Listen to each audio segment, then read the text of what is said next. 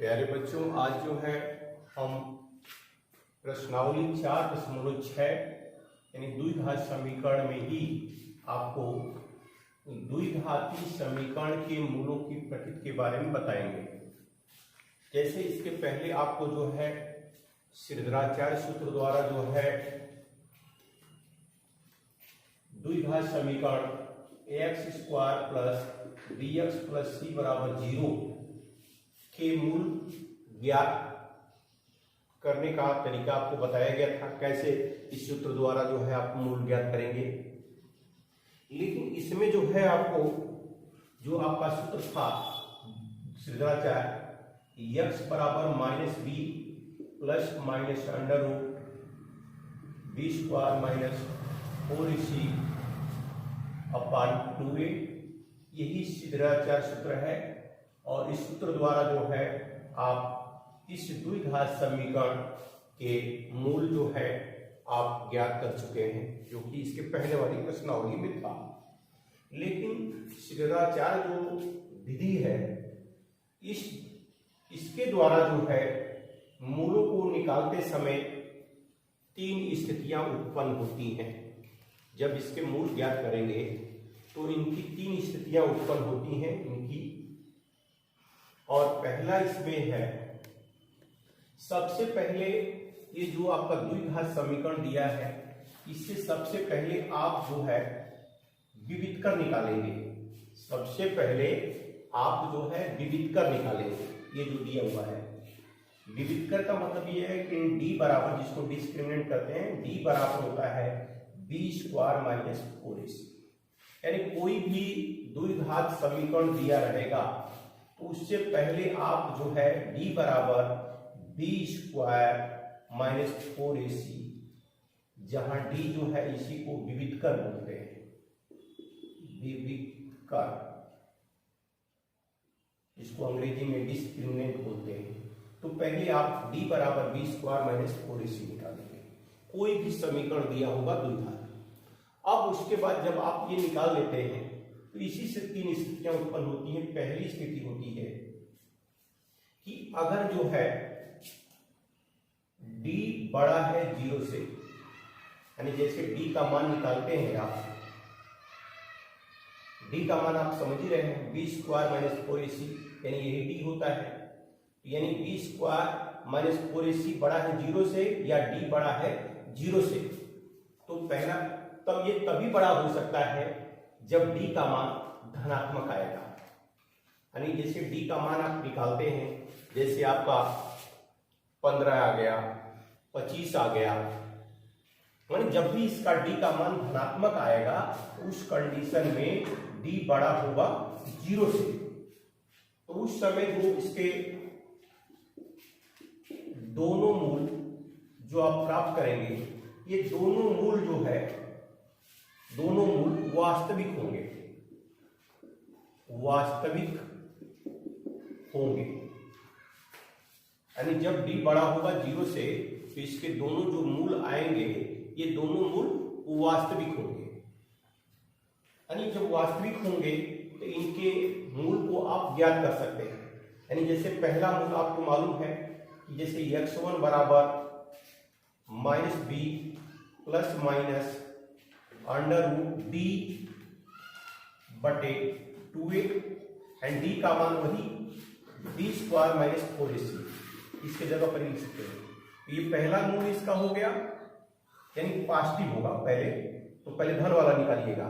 और दूसरा जब मूल निकालेंगे तो x2 बराबर जो है -b - √d/2a, यानी d का मान जो है आपको बताया गया है d बराबर होता है b² - 4ac, ये होगा। तो d की जगह पर b² - 4ac लिखकर लगाइए, या सीधे जो है d का मान जब यहां से जो आपको ज्ञात ये हो जाएगा यही मान इसमें रख दिया करिए। तो पहला ये कंडीशन आपको बताया कि d बड़ा होगा 0 से, तब ये इसके दोनों मूल जो है वास्तविक होंगे और इन दोनों मूल को जो है आप ज्ञात कर सकते हैं श्रीधराचार्य सूत्र द्वारा। अब इसके बाद दूसरा जो कंडीशन है उसमें d बराबर 0 होगा, यानी जब आप विविधकर निकालेंगे इसका तो ये बी स्क्वायर माइनस 4ac मान इसका 0 आ जाएगा, अर्थात डी बराबर जो है 0 हो जाएगा।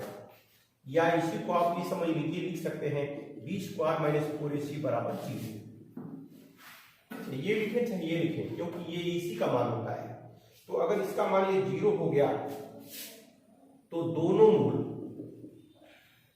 इसके जो दोनों मूल हैं वास्तविक होते हैं, वास्तविक एवं बराबर होंगे। यानी इसके दोनों मूल जो है वास्तविक होंगे और बराबर होंगे। अर्थात इसका जब भी आप डी को पहले हल करिएगा, डी बराबर बी स्क्वायर माइनस 4ac, कोई भी द्विघात समीकरण दिया रहेगा तुरंत आप डी निकाल लीजिए। और डी का मान जब हल करने पर अर्थात बी स्क्वायर माइनस 4ac का मान 0 आ गया तो डी बराबर 0 हो जाएगा। उस कंडीशन में इसके दोनों मूल जो है वास्तविक एवं बराबर होंगे। और जब वास्तविक और बराबर होंगे तो इसको जो है आप इसके दोनों मूल जो है लिख सकते हैं। पहला होगा x1 बराबर माइनस बी बटे 2a, और दूसरा भी जो है x2 बराबर भी माइनस बी बटे 2a, यानी यही दोनों मूल होंगे। यानी इसके दोनों मूल जो है यानी बराबर आएंगे आप। यानी सबसे पहले द्विघात समीकरण आपको दिया रहेगा, उससे तुरंत आप डी निकालिए। जब डी का मान निकल जाएगा तो फिर इसका जो है जो स्थिराचार सूत्र है उस पर आप रख देंगे, और रखने के बाद फिर अगर इससे मूल निकालेंगे तो ये दोनों मूल जो है बराबर होंगे, यानी इतने ही के बराबर होंगे, बी बटे माइनस बी बटे 2a, दोनों का मान इक्वल आएगा, बराबर आएगा। तो ये जो है इनकी जो है ये दूसरी प्रकृति है। अब इसमें जो है इसका तीसरा जो प्रकृति है, जिससे डी जो है छोटा होगा 0 से, यानी इसका मतलब, या इसको डी का मतलब आप लोगों को बार बार हम बता रहे हैं, डी बराबर बी स्क्वायर माइनस 4ac, तो डी लिखें, अच्छा है इसके जगह पर बी स्क्वायर माइनस 4ac लिखिए। तो अगर डी जो है छोटा होगा 0 से तो उस समय जो है निश्चित आप समझ लीजिए डी का मान ऋणात्मक आएगा। यानी डी का मान जब भी आप निकालेंगे तो ऋणात्मक आएगा, ऋण में आएगा। जैसे डी बराबर माइनस 5 आ गया, माइनस 20 आ गया, जब भी आएगा तो निगेटिव मान इसका आएगा, माइनस में आएगा, तो उस समय 0 से डी का मान छोटा हो जाएगा। तो इसके जो दोनों मूल हैं, माने इसके जो है लिख सकते हैं आप कि दोनों मूल काल्पनिक होंगे। यानी इसको जो है आप कल्पना कर सकते हैं, निकाल नहीं सकते हैं। अर्थात इस कंडीशन में उस द्विघात समीकरण का आप जो है सूत्र द्वारा हल नहीं कर पाएंगे, यानी इसके दोनों मूल काल्पनिक हो जाएंगे।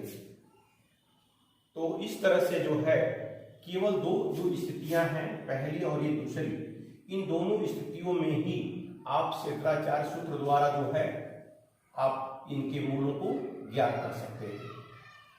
तो आप याद रखिएगा कि डी बड़ा होगा 0 से तो दोनों मूल वास्तविक होंगे, और डी बराबर जब 0 होगा तो दोनों मूल वास्तविक एवं बराबर होंगे। और तीसरा में जो बताया है आपको, डी जब छोटा होगा 0 से तो इसके मूल काल्पनिक होंगे। काल्पनिक का मतलब सीधे आप समझ लीजिएगा कि डी का मान जब भी आप हल करेंगे तो ऋणात्मक आएगा, ऋण में इसका आंसर आएगा। तो इसका मतलब ये हो गया कि इसके मूल जो है काल्पनिक हो गए। इस तरह से जो है आप ये तीन प्रकृति है, तीनों को आप याद रखेंगे। केवल पहले और दूसरे कंडीशन में ही आप द्विघात समीकरण को हल करके इसके मूल निकाल सकते हैं। तीसरे कंडीशन में आप नहीं निकाल सकते हैं क्योंकि इसके मूल काल्पनिक हो जाएंगे, यानी जब भी डी का मान निकालेंगे तो ऋण में आएगा। तो इस तरह से जो है मूलों की प्रकृति आप जो है ज्ञात कर सकते हैं। अब इस पर जो है कुछ आधारित प्रश्नों को आपको बता रहे हैं, आप इसको ध्यान देंगे कैसे उन प्रश्नों को हल करते हैं, आपको हम समझा दे रहे हैं। जैसे आपके किताब में उदाहरण दिया हुआ है, इस उदाहरण में 25वां उदाहरण है, उदाहरण नंबर यानी एग्जाम्पल जो है ये 25 बता रहे हैं आपको, किताब में दिया हुआ, किताब आप देख लीजिएगा। द्विघात समीकरण 2x² माइनस 4x प्लस 3 बराबर 0, इसमें जो है इसका विविधकर ज्ञात करना है, विविधकर ये ज्ञात करना है और इसकी मूलों की प्रकृति बताना है, मूलों की प्रकृति बताना है। यानी दो चीज है इसमें, यानी ये जो प्रश्न दिया हुआ है इससे आप विविधकर पहले निकालेंगे और फिर मूलों की प्रकृति निकालेंगे। तो आपको मालूम है कि जब ये द्विघात समीकरण है अर्थात ax² plus bx plus c बराबर 0, इससे आप न हो तो तुलना कर लीजिए, देख लीजिए, समझा दे रहे हैं आपको। x² है, यहाँ इसके जगह ये है, ये -4x है, x तो है, तो ये जो है b ये है b, तो b की जगह पर आपका जो है ये चिन्ह सहित लेंगे, -4 हो गया और c का मान जो है ये 3 हो गया। इस तरह से आप जब भी तुलना करेंगे तो आपको पहले ज्ञात करना होगा जो द्विघात समीकरण दिया है, a बराबर 2, b बराबर -4 और c बराबर 3 हो गया। इसको सबसे पहले आप ज्ञात कर लेंगे। अब इसके बाद विविधकर आप निकालेंगे, यानी विविधकर b बराबर होता है b² -4ac, ये सूत्र है, इस सूत्र पर पहले आप रखेंगे। तो b², तो b का मान -4 है तो 4 का स्क्वायर हो जाएगा -4, a की जगह पर 2 और यहाँ 3 हो जाएगा, तो 4 चौको 16, 4 दूनी 8 तरीके 24, यानी माइनस जो है ये 8 आ जाएगा।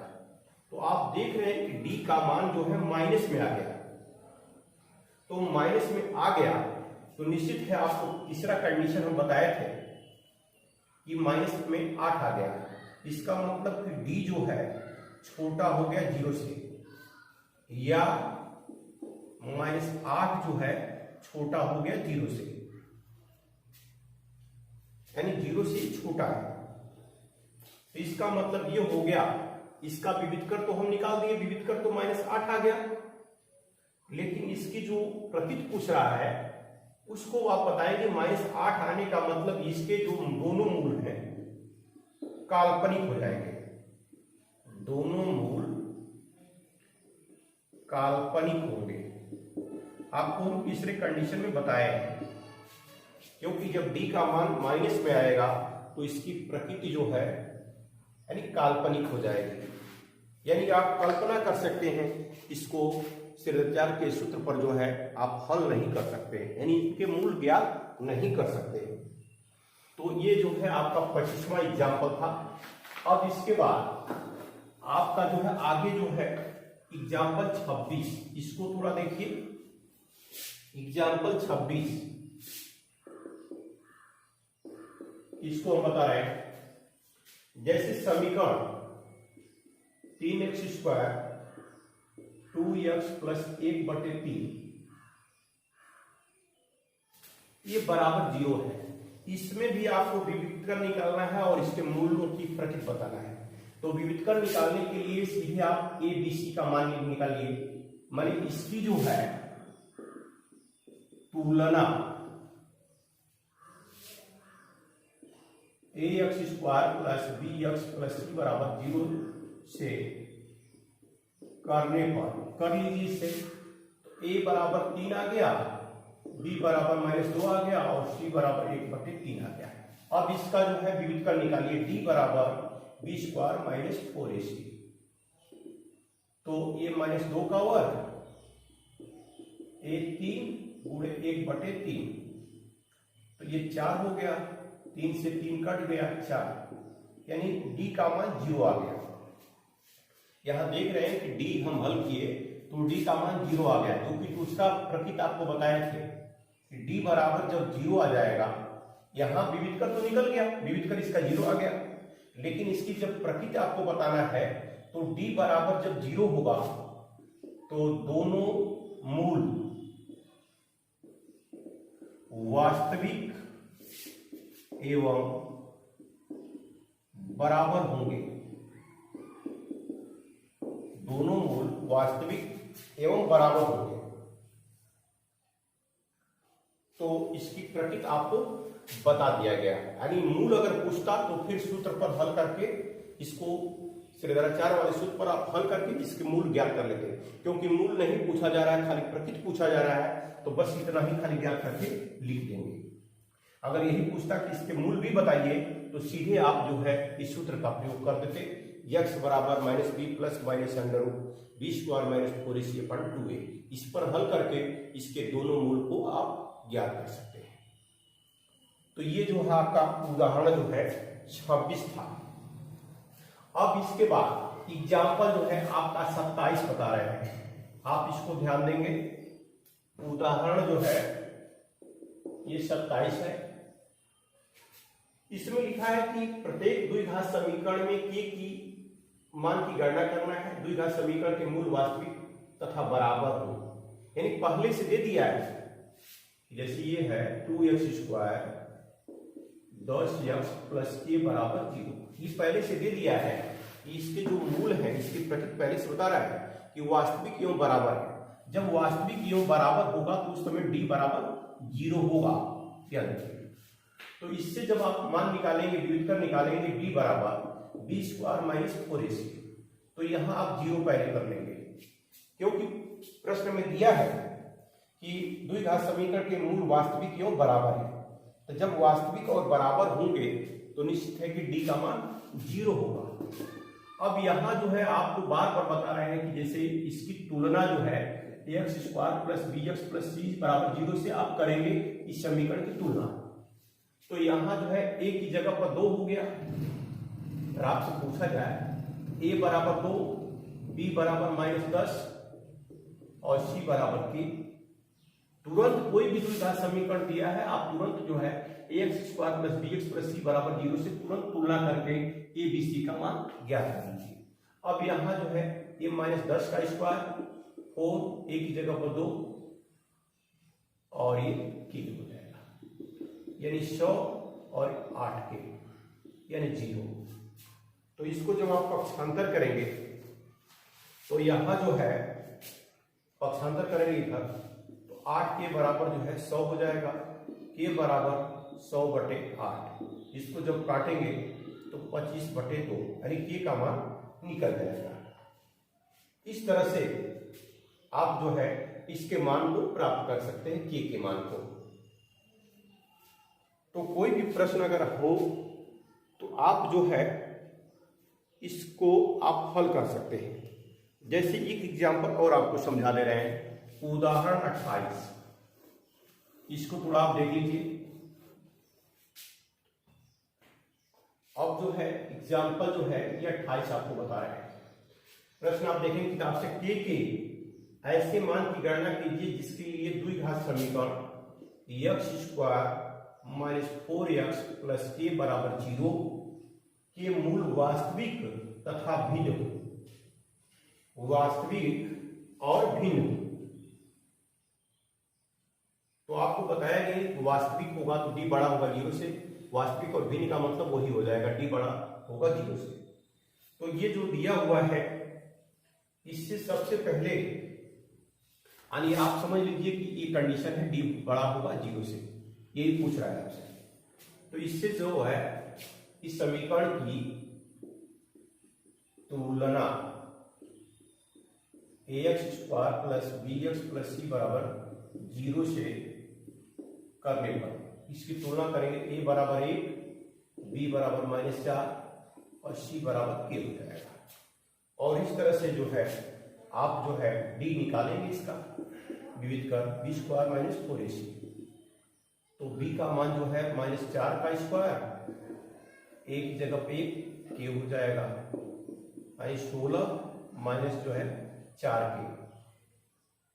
तो इस कंडीशन में आपको पहले बताया कि d बड़ा होगा 0 से, d बड़ा होगा 0 से, यानी इसका मतलब 16 माइनस 4k यानी बड़ा होगा 0 से। तो जब ये 0 से बड़ा होगा तो इसको आप लिख सकते हैं कि 16 यानी बड़ा होगा 4k से, या 4 चौको 16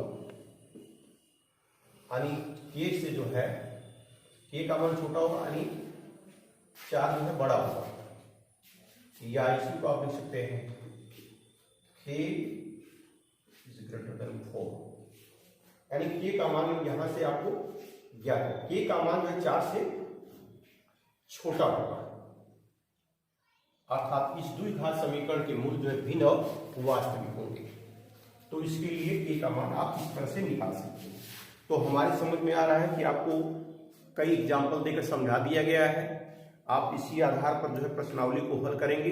अगर आपके सामने कोई समस्या होगी तो आप बताएंगे, हम पुनः आपको फिर बता देंगे। धन्यवाद।